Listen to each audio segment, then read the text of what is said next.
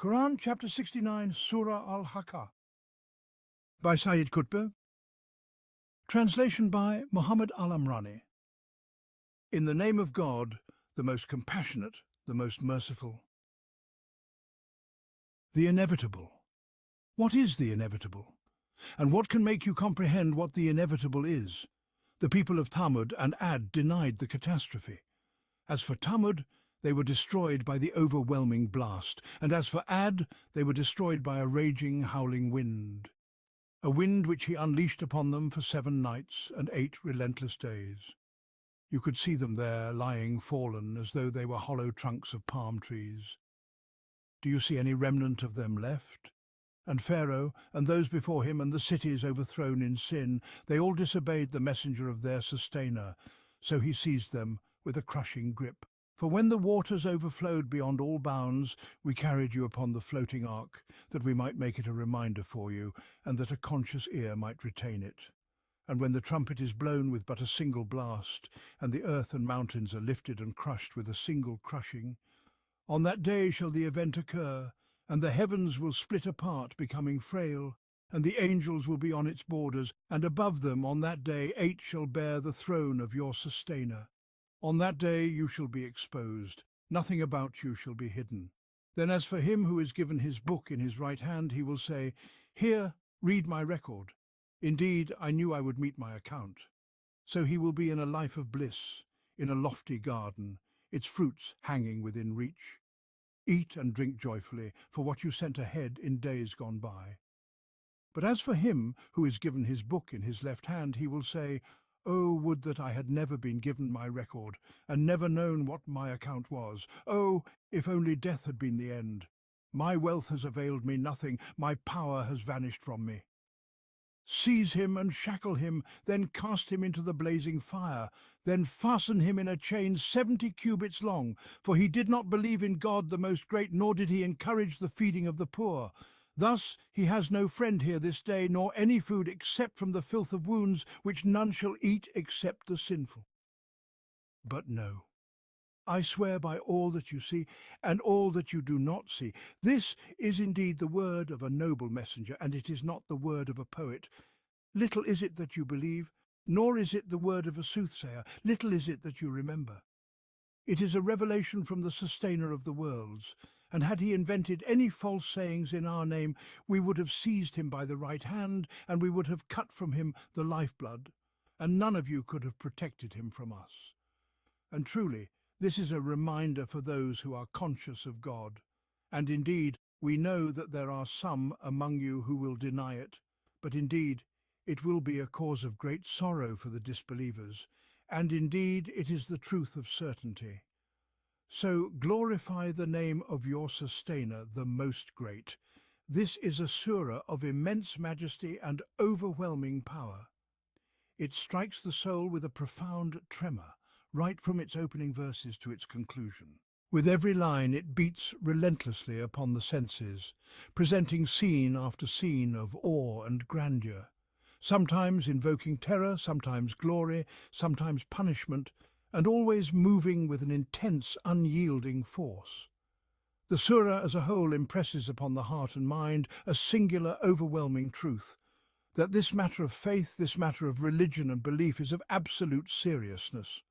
There is no frivolity in it, no jest, no space for idle talk. It is serious in this world, and serious in the hereafter, serious in the measure of God and his reckoning. So serious that any turning away from it, no matter how slight, invites the wrath of God, swift and decisive. Even if it were the Prophet himself who were to turn aside, the matter is greater than him, greater than all mankind. For this is the truth, the certain truth from the sustainer of all the worlds. This meaning is encapsulated in the very name of the Day of Judgment as chosen in this surah, Al-Haqqah, the inevitable. Its very sound, its cadence, its meaning, all convey the essence of severity, of finality, of truth and firmness. The word itself seems to rise with weight, sustained in the long stretch of its first syllable, before settling with finality in the strength of its ending, echoing the sound of something heavy being lifted and then set down with unshakable force. This sense of inevitability is further highlighted in the descriptions of the fate of those who denied the faith, the people of Thamud and Ad and others before them, each perishing under the crushing weight of God's judgment. One by one, nation after nation, they fell before his decree. The people of Thamud were destroyed by the overpowering blast, and the people of Ad were destroyed by a fierce, icy wind, a wind that he unleashed upon them for 7 nights and 8 days, relentless, so that you could see them lying dead, as if they were hollow trunks of palm trees. Do you see any remnant of them left? And Pharaoh and those before him, and the cities overturned in their sin, they too defied the messenger of their sustainer, and so he seized them with a crushing blow. This is the fate of any who turn away from this matter, who dismiss its gravity.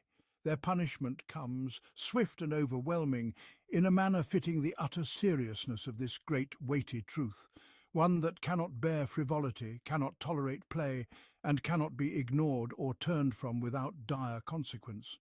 Then the surah moves to the terrifying scenes of the Day of Judgment, to the end of the cosmos itself, in all its awe and terror, in all its majestic display of divine power.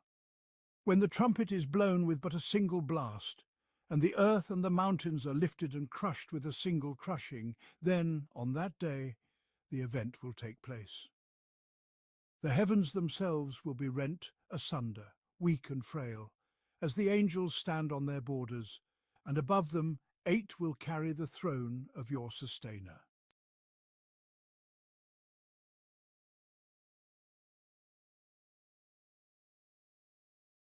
Such is the terror, such is the majesty, that they cast a profound seriousness upon the entire scene of judgment, and deepen in the heart that overwhelming sense of the absolute gravity of this matter. And then, what follows? The fates of the saved and the damned laid out in vivid detail. As for him who is given his book in his right hand, he will say, "Here, read my record. I knew I would meet my reckoning," and he will be in a life of bliss. While for the one given his book in his left hand, it is a lament of despair. Oh, if only I had never been given my record, and never known what my account was. If only death had been the end. My wealth has availed me nothing. My power is gone from me. And thus the judgment is pronounced, "Seize him and shackle him, then cast him into the blazing fire." Each phrase in this surah seems to carry the weight of the heavens and the earth, descending with tremendous gravity, awe-inspiring and overwhelming in its finality. The decree is issued from on high, and there is no escape, no reprieve. Then the reason for this terrible fate is revealed. He did not believe in God the Most Great, nor did he encourage the feeding of the poor. So today he has no friend here, and no food except the filth of wounds, which none shall eat but the sinners. The surah ends with a mighty oath and a final resounding declaration of the truth of this message. But no, I swear by what you see and by what you do not see, this is indeed the word of a noble messenger. And it is not the word of a poet, little do you believe, nor is it the word of a soothsayer, little do you reflect. It is a revelation from the sustainer of all the worlds. And finally, the surah closes with the most solemn of warnings. Even if the Prophet himself were to alter this message, his fate would be sealed. And if he had attributed some false sayings to us, we would have seized him by the right hand, and we would have cut from him the lifeblood, and none of you could have protected him from us. This matter is one of utter seriousness, allowing no room for jest, no space for alteration or compromise, and the surah concludes with the final decisive statement, "Indeed, it is a reminder for those who are conscious of God. And indeed, we know that there are some among you who deny it. But indeed, it will be a cause of great sorrow for the disbelievers, and indeed it is the truth of certainty. So glorify the name of your sustainer, the Most Great." Thus, the surah leaves no doubt, no ambiguity about the gravity and finality of the truth it conveys. Its words, its rhythm, its images all work in perfect harmony to impress upon the heart this living, overwhelming sense of the inescapable reality of God's judgment. The surah's style is relentless, alive with imagery and force, leaving no room for escape from the vivid, immediate reality it brings before the senses.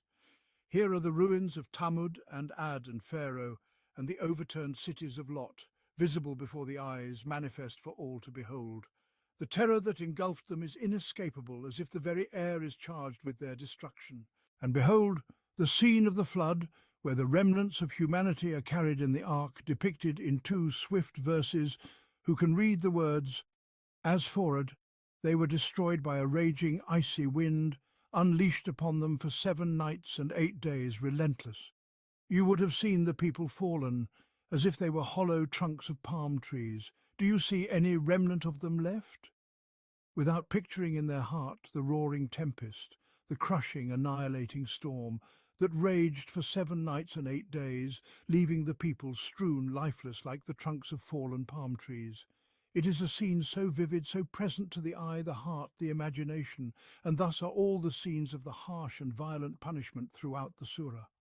Then come the terrifying scenes of the world's ultimate end, the final moments of this universe.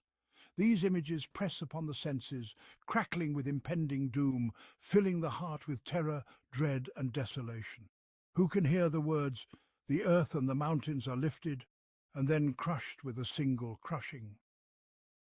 Without hearing in their inner ear the crashing sound of that upheaval, after witnessing in their mind's eye the earth and mountains lifted, then crushed with one blow. And who can listen to, "The heavens are split open, and they are frail on that day, and the angels stand at its edges." Without imagining the sorrowful sight, the tragic end of the once beautiful firm sky? Who, then, does not feel the awe and terror as they hear? "And the angels stand at its edges, and above them 8 will bear the throne of your sustainer on that day. On that day you will be exposed, and not a secret will be hidden." Then the scene of the saved soul who takes his book in his right hand, his heart bursting with joy, calling out to all of creation in the tones of happiness and triumph, "Here, read my record. I knew I would meet my reckoning." And the scene of the doomed soul, who takes his book in his left hand, his words and tones heavy with grief and regret.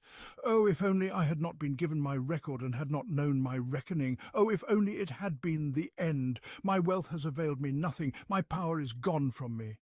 And who can fail to tremble as they hear the terrifying decree, "Seize him and shackle him, then cast him into the blazing fire, then fasten him with a chain 70 cubits long." As they witness the swiftness with which the command is carried out, the angels racing to execute the dreadful, majestic order upon that wretched, broken soul. His state is one of utter desolation. For him on that day there is no close friend, and no food except the filth of wounds which none shall eat but the sinners. And finally, who does not tremble with fear and awe as they imagine the chilling warning? Had he attributed to us even a few false statements, we would have seized him by the right hand, and we would have cut from him the life artery, and none of you could have shielded him from us.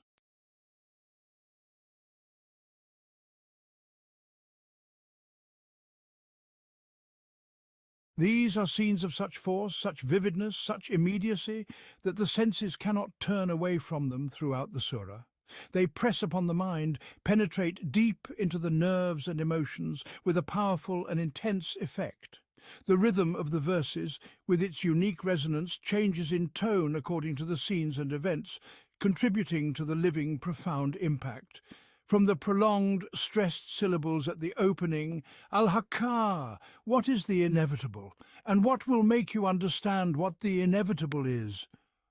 To the ringing cadence of the final syllables, whether they end with a silent ta or a final ha, or extend into a pause that enhances the rhythm.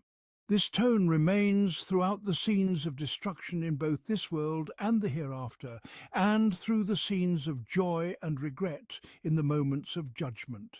Then the rhythm shifts once more with the pronouncement of the final decree to a tone of awe, majesty, and gravity. Seize him and shackle him, then cast him into the blazing fire. And then again it changes when explaining the reasons for the judgment to a tone of solemnity and finality, settling with weight on the mim or none at the end of the verses. He did not believe in God, the Most Great, nor did he encourage the feeding of the poor. So today he has no close friend and no food except the filth of wounds, And finally, indeed it is the truth of certainty, so glorify the name of your sustainer, the Most Great. This variation in the rhythm, in the syllables at the end of the verses and in the overall cadence is a striking feature that follows the changing contexts, the shifting scenes and the evolving atmosphere of the surah. It is in perfect harmony with the subject matter, the imagery and the emotional undertones, contributing to the vitality of the scenes and enhancing their impact upon the senses. This surah is powerful in its rhythm, profound in its effect. It is a surah of immense majesty and terror. Rarely does it strike the heart without leaving a deep tremor. In its very essence, it is stronger than any commentary, any analysis, any reflection. Al-Haqqah, what is the inevitable, and what will make you understand what the inevitable is? The resurrection and its events occupy most of this surah, and so it begins with its name and is named after it, a name chosen for its sound and its meaning, as we have already explained. Al-Haqqah, it is that which comes to pass, that which establishes the truth and settles judgment upon the people. It is that in which the truth is made manifest. All of these meanings are decisive and firm, fitting the surah's direction and theme. Its sound, as we have mentioned before, also creates a particular rhythm that corresponds to the deeper meaning within it and helps establish the atmosphere it intends to create, preparing for what has been decreed for those who deny it, both in this world and the next. The entire atmosphere of this surah is one of utmost seriousness and finality, infused with awe and dread. It conveys to the heart, as we have already noted, a profound sense of the supreme divine power on the one hand, and of the insignificance of man before this power on the other. It is a reminder of God's severe reckoning in both this world and the next, whenever man strays or turns away from the path that God has ordained for humanity, a path brought by the messengers in the form of truth, faith, and divine law. This message does not come to be disregarded, nor to be altered. Rather, it comes to be obeyed, revered, and met with piety and awe. Otherwise there is the reckoning, the destruction, the terror and the dread that await. The words of the surah, with their sound, their meanings and their arrangement in the sentences, together with the overall structure, all contribute to the creation of this mood and its vivid portrayal. The surah opens by casting a single word before you, without giving its full meaning, the inevitable, leaving you in suspense. Then it follows with a question filled with foreboding and awe: what is the inevitable? And it intensifies this sense of awe and wonder by leaving the matter beyond comprehension. And what will make you understand what the inevitable is? Then it pauses, giving no answer to this question, leaving you standing before this overwhelming reality, an event beyond your knowledge, beyond your ability to grasp, because it is far greater than anything the human mind can encompass. The surah then begins to speak of those who denied this reality and the terror that befell them, and the destruction that overtook them, for this matter is too grave to allow for denial, and no one who persists in rejecting it will escape unscathed. Thamud and Ad denied the catastrophe. As for Thamud, they were destroyed by the overwhelming force. And as for Ad, they were destroyed by a furious icy wind unleashed upon them for 7 nights and 8 days without pause. You would have seen them lying fallen as if they were hollow trunks of palm trees. Do you see any remnant of them? Here is a new name for the inevitable, the catastrophe. It is not only the moment of truth, it is also the blow that strikes with force. It is the sound of something solid being struck by an equal force, and it strikes fear into the heart, just as it shatters the world with destruction and ruin. The term reverberates with the sound of its own catastrophe, and Thamud and Ad denied it. So let us see what was the outcome of their denial. As for Thamud, they were destroyed by the overwhelming force. Thamud, as mentioned elsewhere, dwelled in the rocky lands of northern Arabia, between Hijaz and Syria, and they were seized by the mighty blast, as described in other places in the Qur'an. But here it is not called by name. Instead, it is described as the overwhelming force, a word that conveys the sense of terror fitting for the atmosphere of the surah. The word's cadence also harmonizes with the concluding rhyme of this section, and with this single verse, Thamud is swept away, overwhelmed and annihilated, leaving no trace behind. As for Ad, their destruction is described in greater detail, for their punishment endured for 7 nights and 8 days, whereas Thamud's was swift, a single overwhelming blast. The surah says, "And as for Ad, they were destroyed by a furious, icy wind." The term furious wind itself contains the sound of the howling storm, and its intensity is heightened by the description furious, matching the arrogance and tyranny of the people of Ad, who dwelled in the sand dunes of southern Arabia between Yemen and Hadramaut. They were a people of strength and might, but this furious, icy wind was sent against them for 7 nights and 8 days, without pause, cutting them down with relentless force.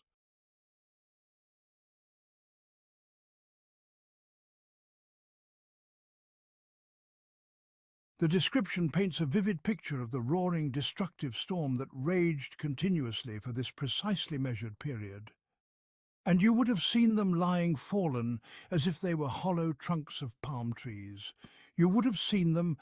Here the scene is presented before your very eyes, and the wording presses upon your senses until you can almost behold it.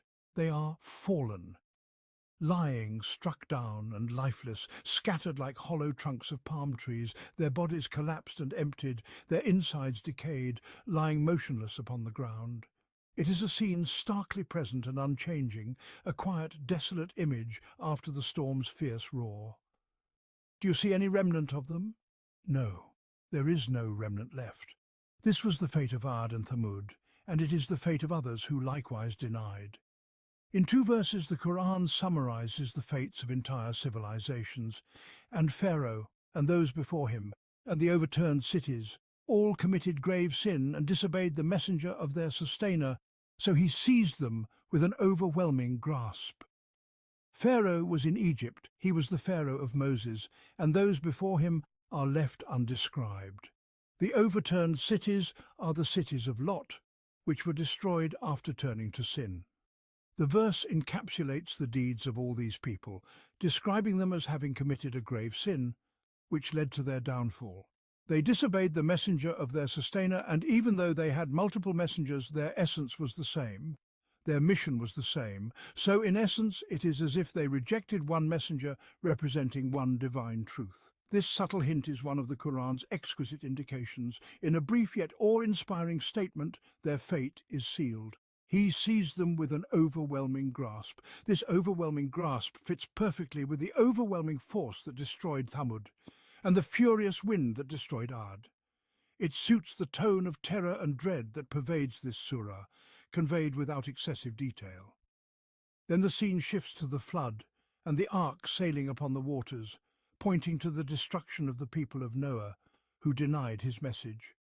God reminds humanity of the grace he showed by saving their forebears, but despite this, they neither showed gratitude nor took heed of that great sign. When the waters overflowed, we carried you in the sailing ship to make it a reminder for you, and so that an attentive ear might take heed. The image of the floodwaters rising and the ark sailing upon the surging waves fits seamlessly into the surah's themes and imagery. The words sailing ship and attentive ear resonate with the cadence of the closing rhyme. This reminder, so that an attentive ear might take heed, touches the heedless hearts and deaf ears of those who continue to deny, even after all the warnings, all the fates, all the signs, and all the countless blessings of God bestowed upon their forebears. All of these terrifying, overwhelming, and shattering scenes appear insignificant, small even, in comparison to the greater dread, the terror of the inevitable, and the catastrophe, denied by those who persist in their disbelief, though they have witnessed the destruction of past deniers.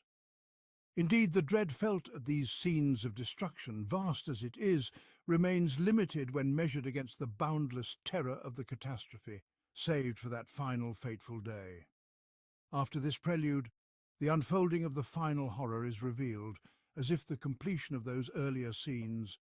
Then, when the trumpet is blown with a single blast and the earth and the mountains are lifted and crushed with a single crushing, on that day the event will have occurred. The sky will be torn apart, for on that day it will be frail, and the angels will stand at its edges, and above them on that day 8 will bear the throne of your sustainer. We believe in the blowing of the trumpet, signalling these events, yet we do not delve further into its details, for it belongs to the realm of the unseen. We possess no further proof beyond these succinct yet profound verses, and no other source exists to explain this unknown in detail. To chase after such explanations would add nothing to the wisdom of the text. It would be futile, a pursuit of mere conjecture, an endeavour that has already been warned against. Then, when the trumpet is blown with a single blast, and the earth and the mountains are lifted and crushed with a single crushing, the image of the earth and mountains being lifted and smashed into dust in one moment is truly terrifying. This earth, through which humanity treads, secure and confident, firm beneath their feet, this earth and those majestic, immovable mountains that inspire awe with their grandeur and stability, will be lifted, only to be crushed like a ball in the hand of a child. It is a scene in which man feels his insignificance and the insignificance of his entire world before this overwhelming divine power on that tremendous day. And when this happens, when the trumpet is blown with a single blast, and the earth and mountains are lifted and crushed, then on that day the event will have occurred. This is the event the Surah speaks of, the event, one of its names, like the inevitable and the catastrophe. It is the event because it is destined to happen. Its very nature, its very essence, is that it will occur. The name itself carries a sense of certainty aimed at dispelling doubt and denial. But the terror does not stop at the crushing of the earth and the mountains in a single blow. The heavens, too, on this dread-filled day, will not be spared, and the sky will be torn apart, for on that day it will be frail.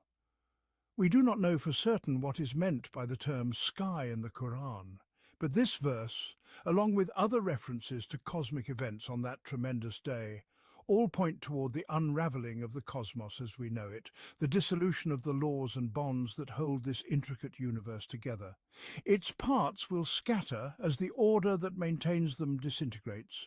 Strangely enough, modern astronomers now predict something akin to this, based purely on scientific observation, hypothesizing about the eventual end of the universe, from the little they have deduced about its nature and origins. As for us, we stand witness to these stunning scenes through the unequivocal words of the Qur'an, brief yet evocative, revealing something vast. We abide by the inspiration of these verses, for they are the only certain account we possess regarding this matter, coming as they do from the Creator, who knows with absolute knowledge what he has created. Through these vivid descriptions we can almost see the earth with its massive mountains lifted and crushed to nothing, this massive planet that is so immense compared to us, yet no more than a speck in the vast cosmos.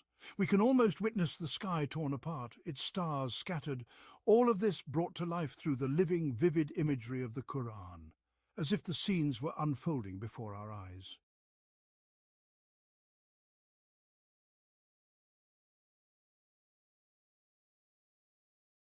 Then, as the noise of the blast, the crushing, the tearing apart, and the scattering fills the senses, a sense of majesty overshadows the scene. The clamour subsides, and now at the heart of the image, the throne of the Almighty appears. And the angels will stand at the edges of the sky, and above them on that day 8 will bear the throne of your sustainer. The angels stand at the shattered edges of the sky, and above them the throne is borne by 8 angels, 8 ranks of them, or 8 layers of their kind. We do not know who they are or what they are, just as we do not know what the throne truly is, nor how it is born. We leave these unknowns aside, for we have been tasked only with what has been revealed to us. From these mysteries we turn to the grandeur that this scene casts upon the moment. This grandeur is what we are meant to feel in our hearts, the purpose behind the mention of these events, so that the human soul may be filled with awe, reverence and humility in the face of this momentous day. On that day, you will be exposed, and none of your secrets will be hidden. Everything will be laid bare, your body, your soul, your conscience, your deeds and your fate. Every veil that once concealed your secrets will be torn away. Souls will be as exposed as bodies, the unseen will become as visible as the witnessed. Humanity will be stripped of all its defences, its cunning, its schemes, and even its self-deceptions, and all that was once hidden will be revealed, even that which a person sought to conceal from themselves. How bitter is the disgrace when revealed before all! How shameful to be exposed before the masses! As for the eye of God, nothing has ever been hidden from it, for even the deepest secrets have always been laid bare before him. Yet perhaps man, deluded by the veils of this world, fails to fully grasp this. On that day, however, he will feel it in full, stripped bare on the day of judgment. Everything in the universe will be laid open, the earth flattened, no rise or protrusion to hide behind, the sky torn apart, no veil to obscure anything beyond it, bodies uncovered, with nothing to clothe them, and souls exposed without any secret hidden. Indeed, it is a matter most severe, more daunting than the crumbling of the earth and mountains, and graver than the splitting of the heavens. It is the standing of a human being, stripped bare, bare of body, bare of soul, bare of emotions, bare of history, bare of deeds, both apparent and hidden, before that vast assembly of God's creation, humankind, jinn and angels, beneath the majesty of God and his throne exalted above all. The nature of man is profoundly intricate. Within his soul lie countless twists and turns, secret pathways where his desires, fleeting whims, stray thoughts and concealed emotions all hide. He behaves with more intensity than the soft, gelatinous shell that recoils swiftly at the prick of a needle, retreating into itself and sealing itself off entirely. Man, too, withdraws even more fiercely when he senses a prying eye has uncovered some part of what he keeps hidden, when even a fleeting glance grazes a secret path or a hidden curve of his being. A sharp, piercing pain strikes him when someone glimpses even the slightest of his inner world in those solitary moments of feeling. So how will this fragile creature stand, utterly exposed? Exposed in the truest sense, bare of body, heart, feelings, intentions and conscience, devoid of all coverings, beneath the throne of the Almighty, and before the teeming multitudes without a veil to shield him. Indeed, it is a matter, more dreadful than any matter. And then unfolds the scene of the saved and the damned, as if laid before the eyes in the present moment. As for the one who is given his record in his right hand, he exclaims, "Here, read my record. I was certain I would face my reckoning." Thus he shall be in a life well-pleasing, in a garden lofty, its fruits hanging low. Eat and drink in satisfaction for what you sent ahead in days past. Whether receiving the record in the right hand or in the left or even from behind may be a literal reality or a linguistic metaphor in the tradition of the Arabic language, where the right represents goodness and the left represents evil or dishonour. Whether this is taken literally or figuratively, the meaning remains the same and should not distract from the gravity of the scene. What is portrayed is the image of the one saved on that dreadful day, bursting forth with overwhelming joy among the gathered multitudes. The happiness fills his heart and overtakes his tongue as he cries out, "Here, read my record." In jubilant wonder he recalls that he did not expect to be spared, but rather feared an exacting reckoning, for whoever is questioned thoroughly is doomed. As Aisha, may God be pleased with her, narrates from the Prophet, "Peace and blessings be upon him. Whoever is questioned thoroughly will be punished." She asked, "But does not God say, as for the one who is given his record in his right hand, he will face an easy reckoning and return joyfully to his family?" The Prophet replied, "That is the presentation of deeds, but none will be truly questioned without being destroyed." Ibn Abi Hatim reported that Bishr ibn Matar al-Wasiti said, "Yazid ibn Harun told us from Asim, from Al-Ahwal, from Abu Uthman, who said, 'The believer will be given his record in his right hand in secret from God. He will read his sins, and with each sin he reads, his face will change colour until he reaches his good deeds. As he reads them, his colour returns, and then he sees that his sins have been transformed into good deeds. At that moment he will exclaim, 'Here, read my record.' It is also reported from Abdullah ibn Hanzala, God will make his servant stand on the day of judgment, and he will reveal his sins on the back of his record. He will ask, "Did you do this?" The servant will reply, "Yes, my sustainer." God will say, "I concealed it for you in the world, and today I forgive you." At that moment, the servant will exclaim, "Here, read my record. I was certain I would face my reckoning."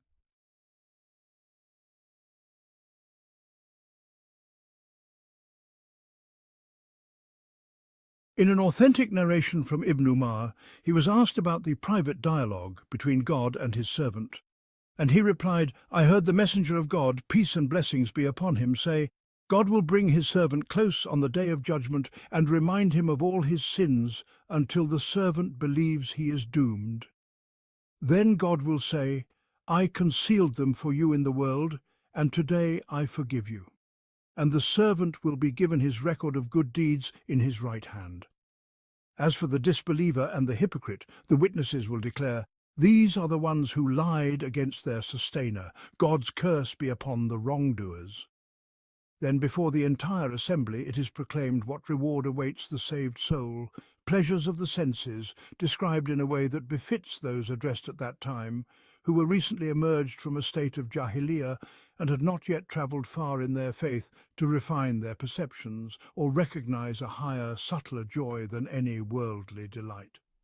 He shall dwell in a life well-pleasing, in a garden lofty, its fruits hanging low.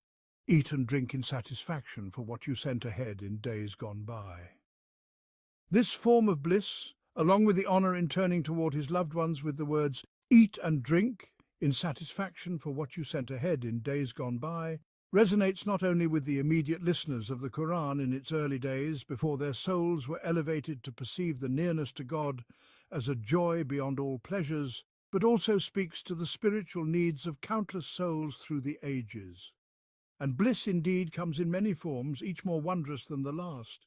As for the one who receives his record in his left hand and knows he will be held accountable for his sins, knowing that torment is his destiny, he stands there broken and dejected, crying, "Oh, would that I had never been given my record, and had never known my reckoning. Oh, that it had been the end. My wealth has availed me nothing, my authority is gone." It is a long pause, a prolonged sorrow, a tone of despair, and a voice of desolation. The narrative extends this moment, making the listener feel as though it will never reach its end, as if this lamentation and regret will persist without conclusion. This is one of the marvels of Quranic presentation. Some scenes are drawn out, others are shortened, all according to the psychological impact the text seeks to imprint upon the soul. Here the intent is to engrave the image of anguish and convey the profound grief that permeates this sorrowful scene. Hence the moment stretches and stretches with measured cadence and detail. The wretched soul wishes it had never come to this moment, never been given its record, and never known what its reckoning would be. How it longs that this final calamity might have been the end, that it might have annihilated its existence altogether, so it would never be anything again. But alas, it realizes now that neither wealth nor power has availed it. My wealth has not helped me, my authority has perished from me. The melancholy drawn-out sound at the end of each phrase, the mournful cadence that settles on the listener, reflects the sorrow and regret that echoes deeply throughout this moment of utter despair. And nothing breaks this drawn-out lament except the commanding voice from above, with all its majesty and dread, its awe and gravity. Seize him and shackle him, then cast him into the blazing fire, then fasten him in a chain 70 cubits long. What an overwhelming terror, what an immense horror, what a display of unassailable majesty.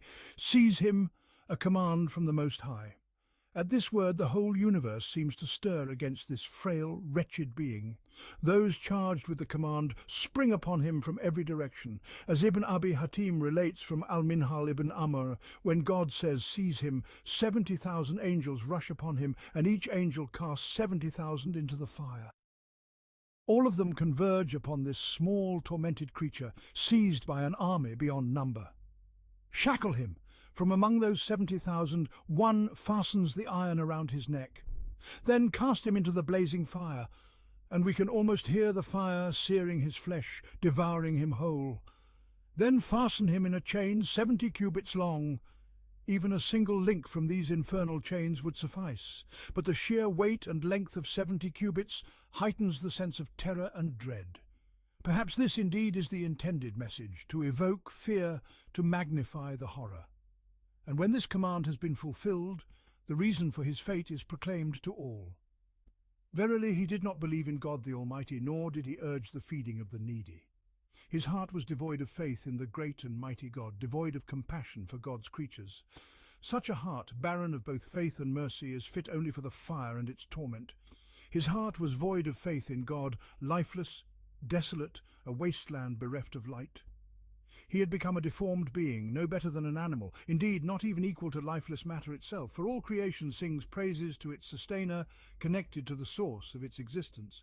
But he was cut off from God, severed from the community of believers in God. His heart was also empty of mercy for God's servants. And the needy are the most deserving of mercy, but his heart never stirred with compassion for the destitute, nor did he encourage others to feed them. This is even a step beyond feeding them, an implication that there is a social duty, an obligation shared among the believers, tied intimately to faith, as it follows directly after the call to belief in both the text and its moral weight. Thus, on this day there is no friend for him here, nor any food except from the filth of hell, which none but the wrongdoers will eat. This is the final declaration from above regarding the fate of this wretched soul. He did not believe in God the Almighty, nor did he urge the feeding of the needy, therefore today he is abandoned. He has no friend here and no food except from the filth of hell, the filth being the foul discharge of the inhabitants of hell, pus and excretions. Such food befits a heart hardened and devoid of mercy, for only the wrongdoers, those steeped in sin, will partake of it, and he is among them to his core.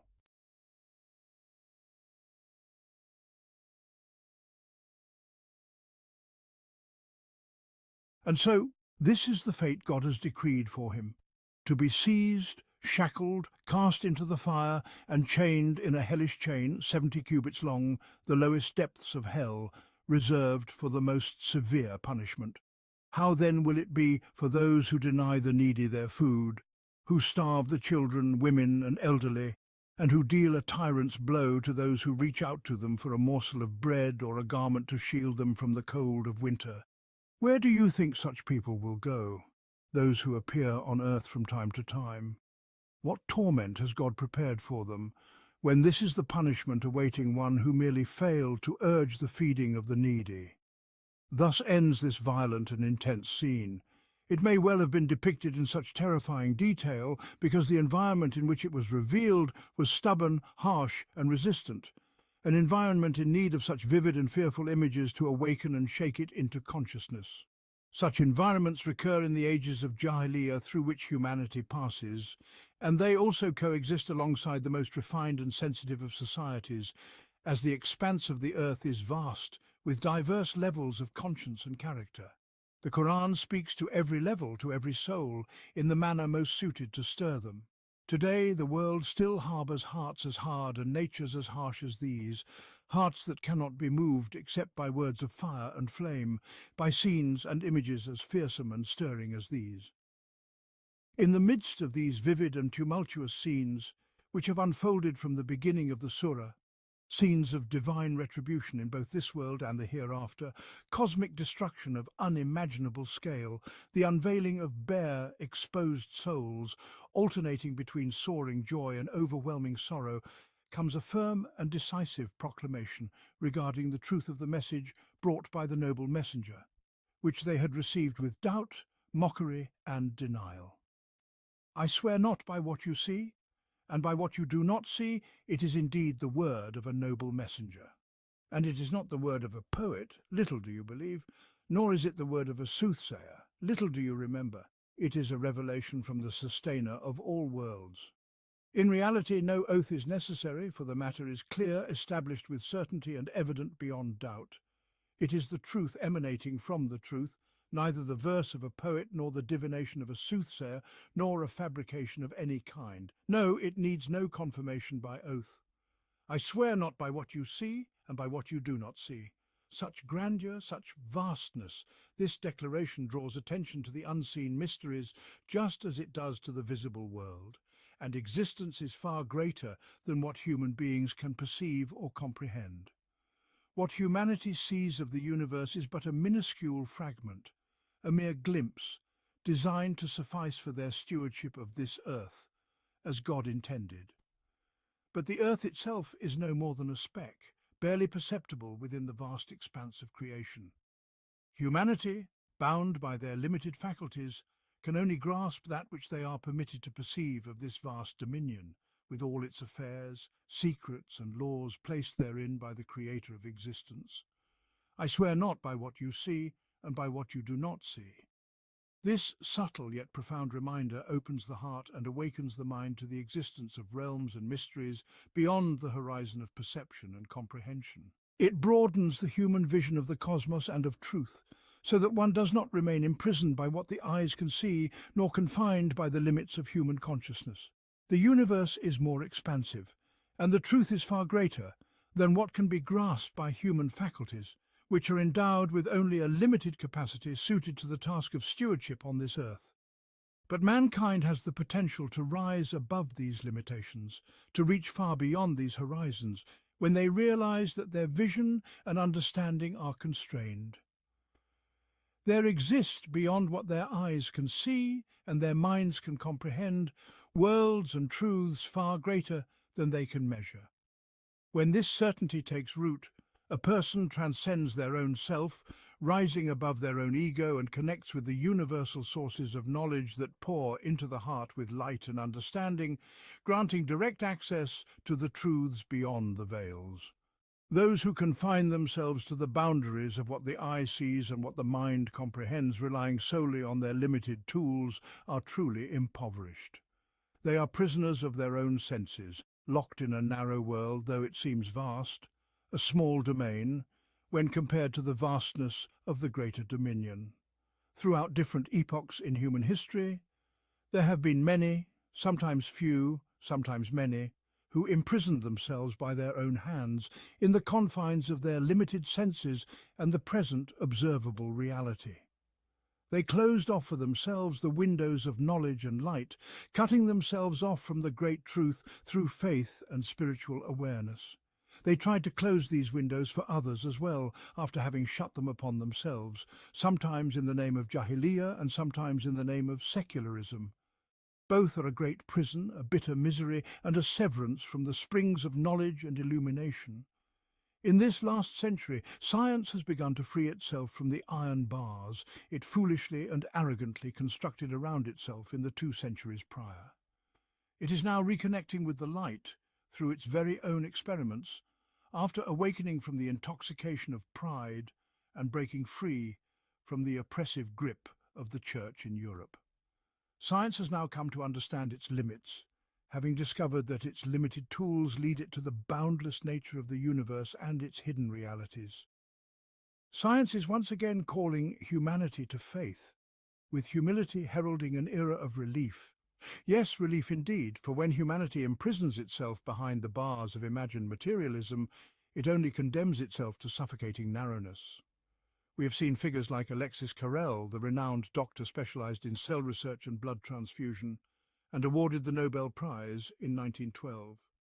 He was the director of the Institute of Human Studies in France during World War II, and he declared, "The vast universe is filled with active minds far beyond our own. The human mind is but a humble guide, wandering amid the paths of confusion, unless it relies on higher guidance. And prayer is one of the means by which we connect with the minds around us, and with the eternal mind that governs the destinies of all the worlds, both visible and hidden from us."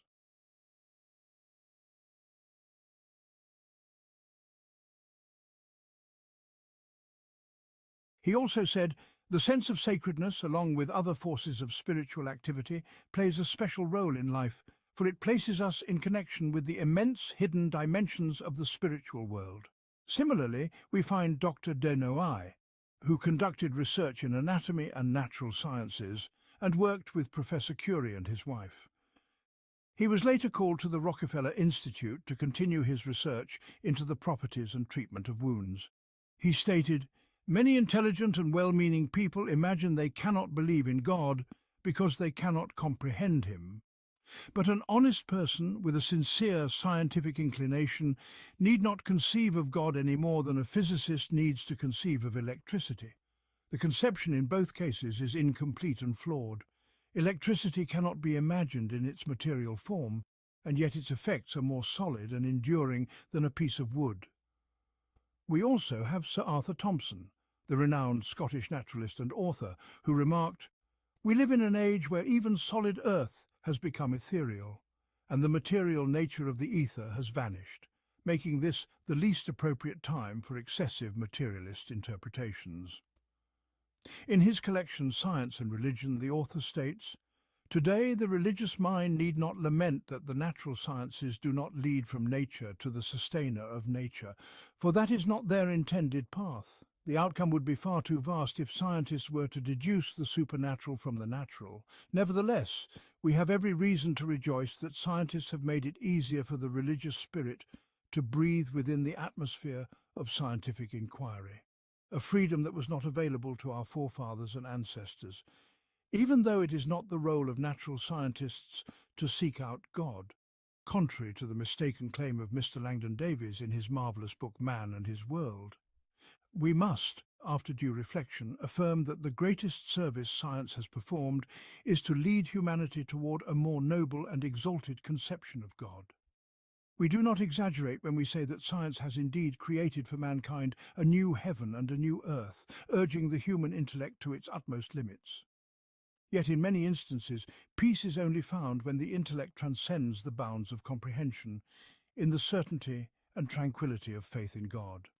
We have also seen figures like A. Cressy Morrison, former president of the New York Academy of Sciences and a member of the Executive Council of the National Research Council of the United States, who in his book Man Does Not Stand Alone says, "We are truly approaching the vast unknown, for we now understand that all matter from a scientific standpoint is merely an appearance of a universal unity that is, in its essence, electrical.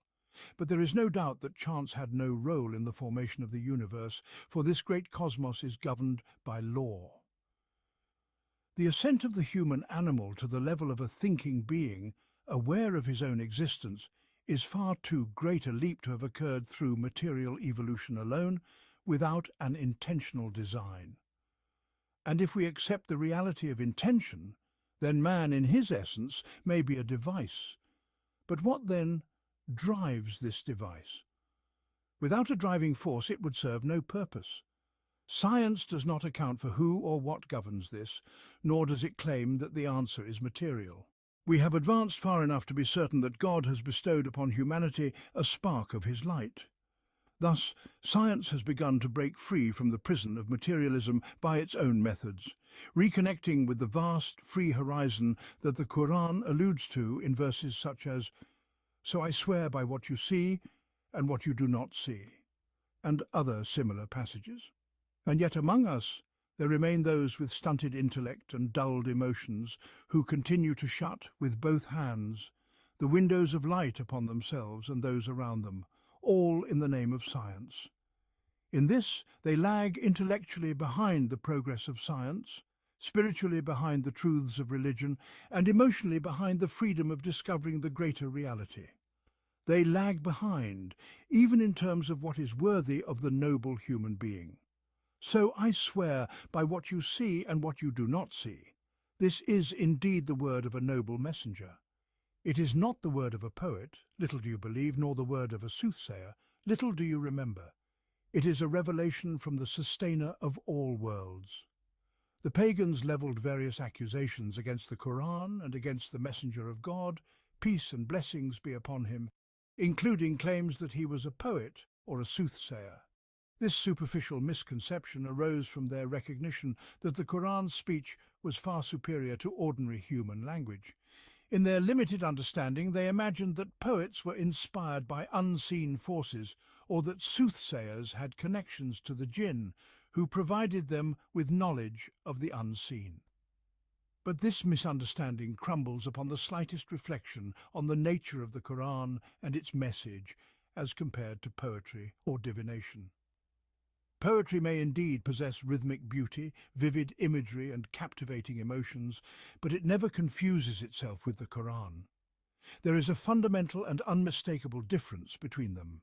The Qur'an establishes a complete way of life, grounded in an unshakable truth and unified vision. It emerges from a consistent divine conception of existence, of God, of the universe, and of life itself. Poetry, on the other hand, is the product of fluctuating emotions, often changing in perspective depending on the mood, whether in joy or anger, in expansion or contraction, in love or hate. It rarely holds a singular, consistent outlook on life, being subject to ever-shifting sentiments. Moreover, the fixed worldview presented in the Quran was not built upon prior human ideas, it was created entirely from its divine source. Every aspect of this worldview bears the hallmark of a transcendent origin far beyond the capacity of human invention. Humanity has never produced, nor could it ever produce, a comprehensive cosmic vision like that found in the Quran. If one were to compare this divine perspective to the limited human conceptions found in philosophy, poetry, and other schools of thought, the difference would become clear. The Quranic view comes from a realm beyond human reach, distinct in its character and essence from all human thought. The same can be said about divination. History has never recorded, nor could it ever, a soothsayer who established a complete and lasting system like the one brought forth by the Quran. What has been attributed to soothsayers throughout history consists of cryptic rhymes, isolated pieces of wisdom, or ambiguous hints.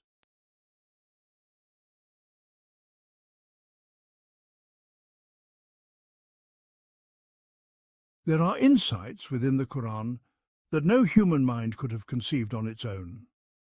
At times, in the shade of the Quran, we have paused to marvel at some of these profound points.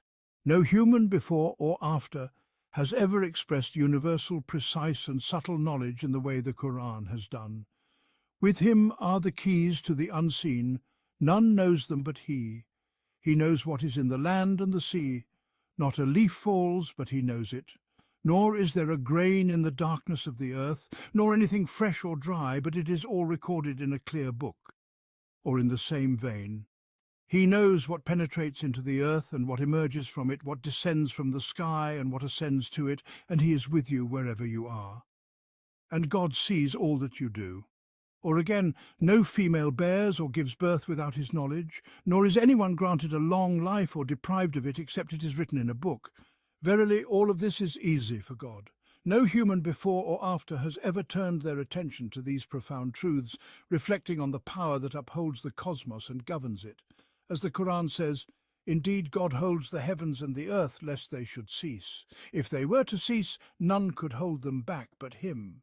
Or the verse that speaks of the mysteries of life emerging by the command of the Creator. "Indeed, it is God who causes the seed and the kernel to split. He brings forth the living from the dead, and he brings forth the dead from the living. That is God. How then are you turned away? He is the one who causes the dawn to break and has made the night for rest, and the sun and the moon for calculation. Such is the decree of the mighty, the knowing. He is the one who has made the stars so that you may be guided by them in the darkness of land and sea. Surely we have made the signs clear for a people who understand. And he is the one who brought you forth from a single soul, with a place of permanence and a place of passage.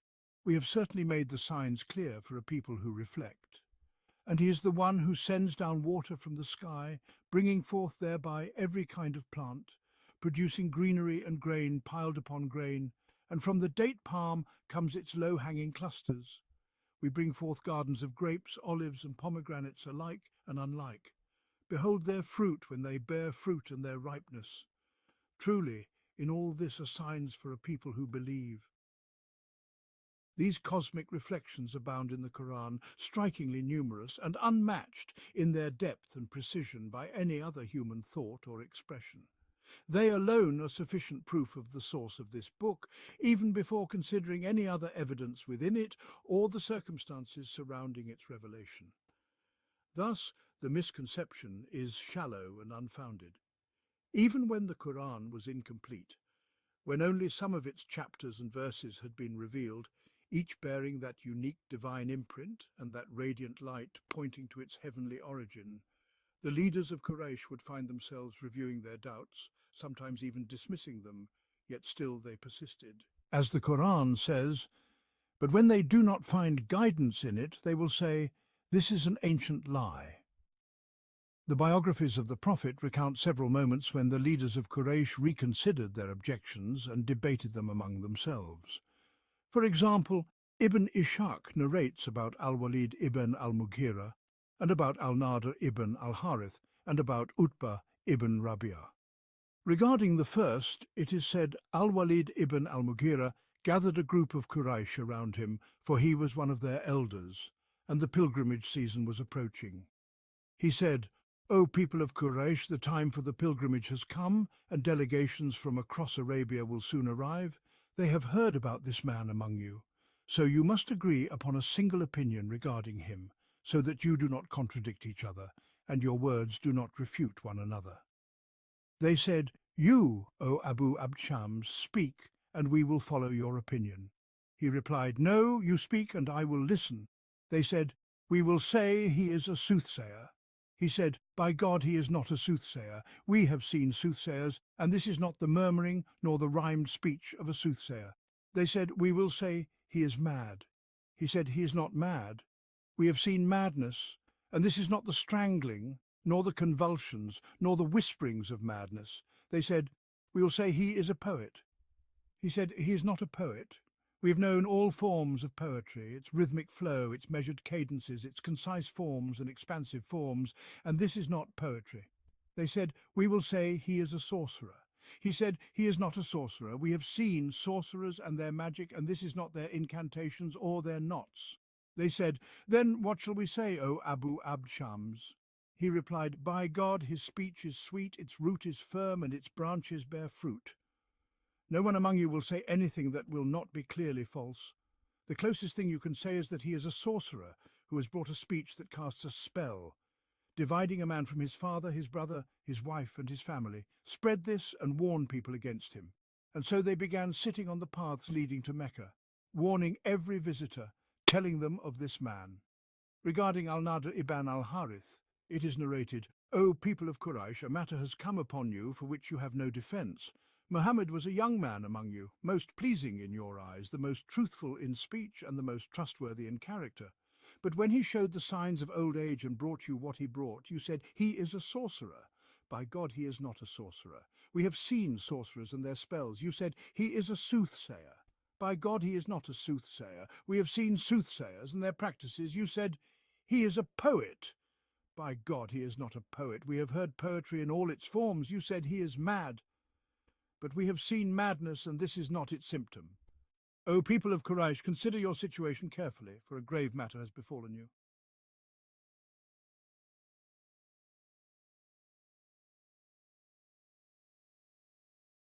The similarity between their statements is almost complete. Between what Utbah said and what Al-Walid said, it might have been a single event attributed at times to one and at times to the other. However, it is not far-fetched that two of Quraysh's great men would express the same thoughts in two separate yet similar moments of their perplexity towards this Qur'an. As for the stance of Utbah, it was already recounted in our commentary on Surah Al-Kalam earlier in this work, and it closely mirrors the attitudes of Al-Walid and Al-Nadr toward Muhammad and the message he brought. Their accusations of sorcery or soothsaying were but sly tricks at times, and glaring falsehoods at others. The truth of the matter was too clear to be concealed upon even the slightest reflection. Thus, no oath is needed regarding what they know or do not know. Indeed, it is the speech of a noble messenger. It is neither the word of a poet nor that of a soothsayer. It is a revelation from the sustainer of all worlds.